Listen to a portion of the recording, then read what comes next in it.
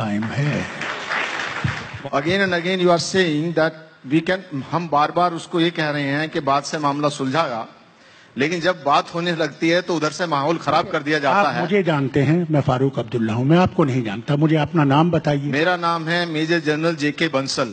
ابھی میں personally also آپ شاید ہوئے کئی بار میں ملا تھا، تو میں یہ جاننا چاہ رہا تھا کہ بار بار جب ہماری طرف سے ایک بات چیت شروعات ہوتی ہے تو ادھر سے ماحول خراب کر دیا جاتا ہے، اور آپ یہ کہہ رہے ہیں کہ یہ بات چیت سے ہی سلجھے گا، تو اس کا کیا حل ہے؟ آپ کیا بتا سکتے ہیں اس کے بارے میں؟ جنرل صاحب شکر ہے کہ آپ بول رہے ہیں. جنرل صاحب پتہ نہیں لاسٹ یوتھ میں آپ تھے جب کرگل کا وار ہوا. آپ نے دیکھا کہ کون سی کس طرح سے بیگز فل آف باڈیز آئیں. میں اس وقت خود کرگل گیا، اور جب میں کرگل گیا جنرل صاحب میرے ساتھ تھے GOC 15 کو، اور ہم پہنچے بٹالک میں.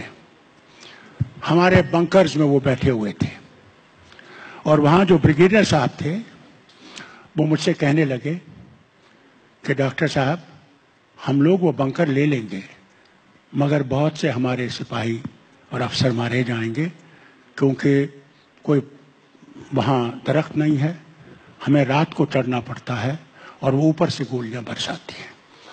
اس لیے کوئی اور راستہ نہیں ہے، کسی بھی طریقے سے ہمیں ایئر فورس کی مدد ہونی چاہیے.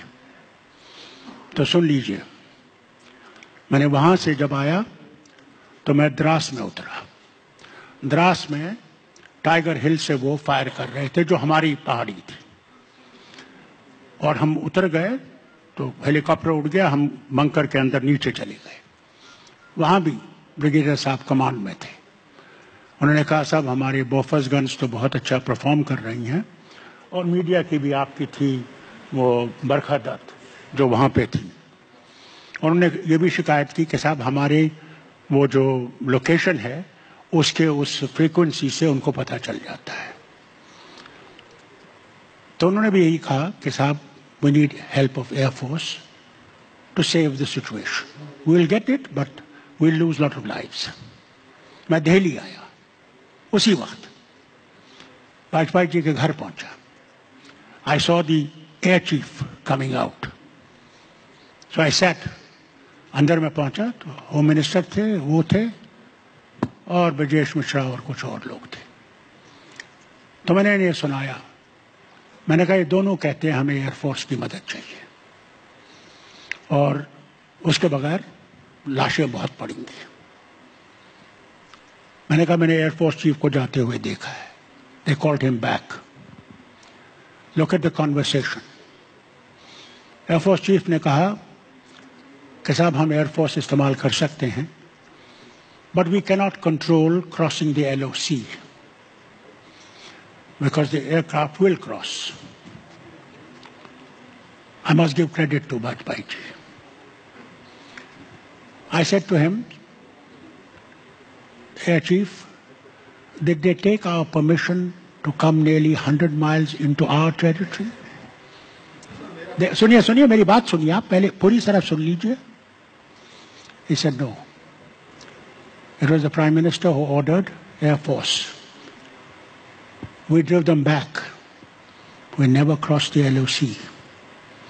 Today the situation is both are nuclear powers. You are nuclear power, they are nuclear power. We cannot afford a nuclear war, destructive, for so many people to die who have nothing to do with this land.